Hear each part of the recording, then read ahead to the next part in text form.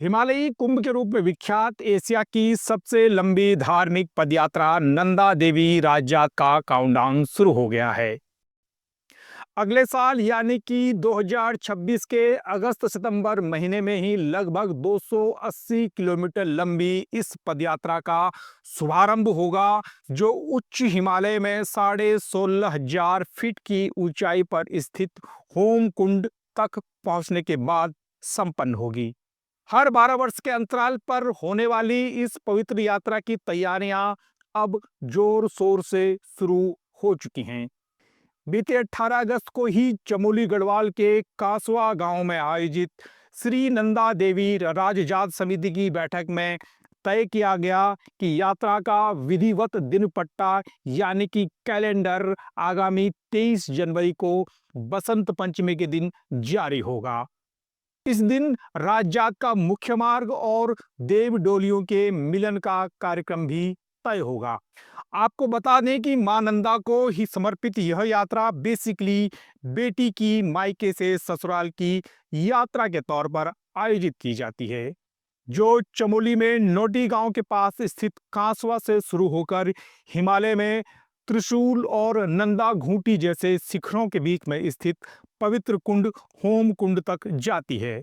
यह यात्रा महाकुंभ की तर्ज पर प्रत्येक 12 वर्ष के अंतराल पर आयोजित की जाती है, इसीलिए इसे हिमालयी कुंभ भी कहा जाता है।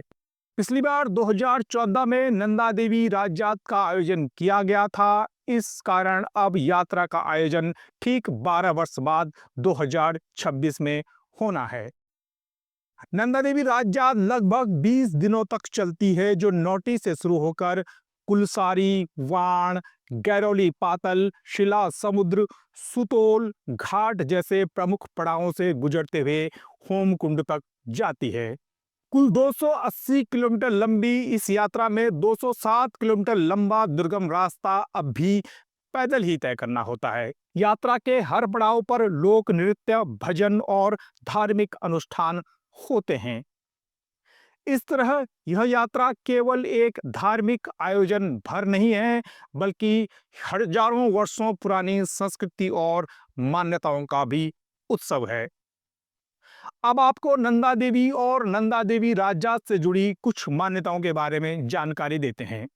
तो पौराणिक कथाओं में नंदा देवी को भगवान शिव की पत्नी माना जाता है।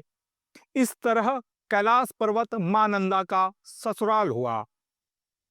मान्यता है कि नंदा राजजात के जरिए हिमालय में इस हिस्से के लोग अपनी पुत्री स्वरूप नंदा को विधि विधान के साथ ससुराल भेजते हैं। यात्रा कब शुरू हुई इसको लेकर कोई प्रमाणिक तिथि उपलब्ध नहीं है, पर माना जाता है कि यात्रा शायद 7वीं सदी के आसपास शुरू होगी। नंदा देवी राजजात यात्रा को संपन्न कराने में कासवा के कुंवर और नोटी गांव के नौटियाल लोग अहम भूमिका निभाते हैं। यात्रा से जुड़ी एक दिलचस्प मान्यता चौसिंग्या खाड़ू को लेकर भी है। चौसिंग्या खाड़ू का मतलब 4 सींग वाली भेड़ से है। यात्रा वर्ष में ही आसपास के गांवों में चौसिंग्या खाड़ू जन्म लेता है। इसके बाद यही चौसिंग्या खाड़ू देवी की भेंटों को लेकर यात्रा का नेतृत्व करते हुए अंत में होम कुंड से कैलाश की ओर गायब हो जाता है। यह दृश्य श्रद्धालुओं के लिए भावनाओं से भरा हुआ और बेहद चमत्कारी होता है।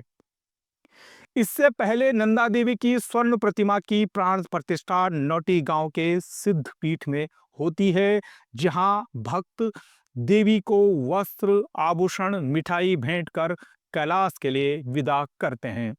यात्रा के धार्मिक महत्व को देखते हुए उत्तराखंड सरकार ने इस बार के अनुपूरक बजट के जरिए यात्रा तैयारियों के लिए 50 करोड़ रुपए स्वीकृत किए हैं।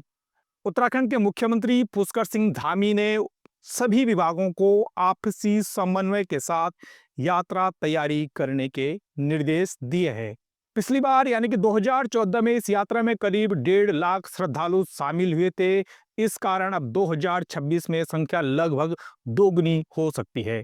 हिमालय की ईष्ट देवी हम सब पर अपनी कृपा बनाए रखे। जय मां नंदा।